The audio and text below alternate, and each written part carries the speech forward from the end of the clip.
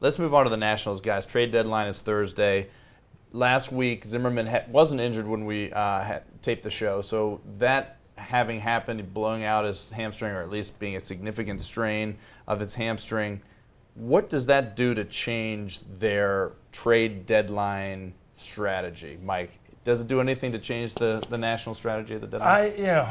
I mean, Kilgore and others are more plugged into this than I am, but I just feel like if Mike Rizzo has shown anything consistent at trade deadlines, when a team is doing fairly well, he's not going out and messing with team chemistry at this point. And I just don't feel like, last night's collapse aside, that he's got a team that he wants to play too much with right now. I mean, the delicate balance in that clubhouse was upset a lot a year ago just by bringing Soriano in and what it did to the bullpen.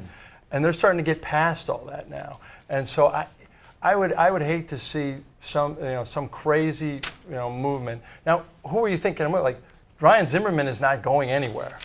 No, do you think Ryan Zimmerman? No, he's injured. He's not going to be part of any. But kind even of if deal. he was, even if he was, I would not see them moving him. No. The idea is more of that you're trading future assets for a veteran to come in and help you win this year. I think that's what I thought on this year. Obviously we don't know what names are around. We know some of the big names around majors that are kind of for grabs. We don't know what kind of deals the Nationals would be looking at, so it's really hard to assess. But I feel much more willing to suggest that they would make a decent-sized deal now than I would last week. Because even last week I was saying, what's a decent-sized deal? Who?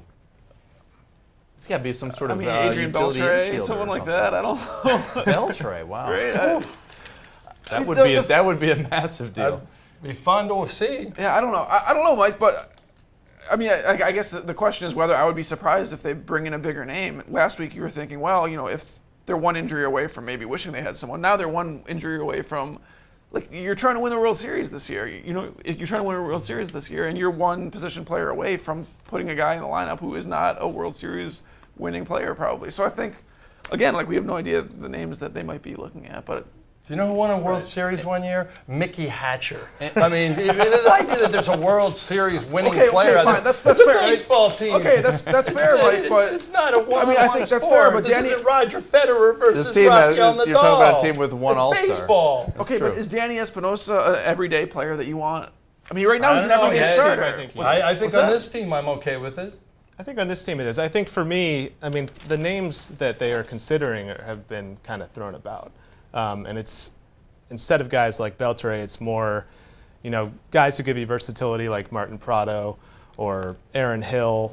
Mm-hmm.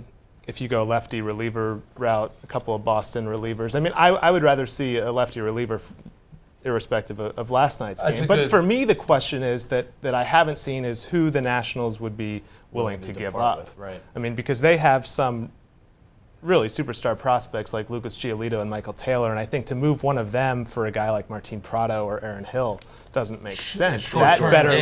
Seems short-sighted. And a lot of this depends on the severity of Zimmerman's injury. If they really feel like they need to shore up that bat, if he's going to be out an extended period of time. That's fair to say, but how Ryan Zimmerman gets injured. At this point, that's what Ryan Zimmerman does. He missed. You're not going to predict whether he's going to get a thumb injury. It's a bit of a pass too. Yeah.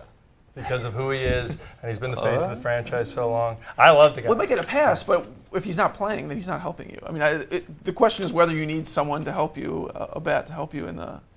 Right? They've had their lineup together for 18 games this year, or something like that. Harper's getting hurt. Jason Worth hobbling off last night with the ankle that they say is fine, but who knows? So it sounds like you're more all in for.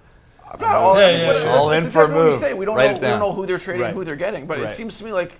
This is a prime year for them to go to the World Series. They have flirted with the best record in the National League, and I think that they could probably stand to get another bat in there. Yeah, so it would be a bat that would factor in maybe off the bench or something like that is what you're thinking for depth.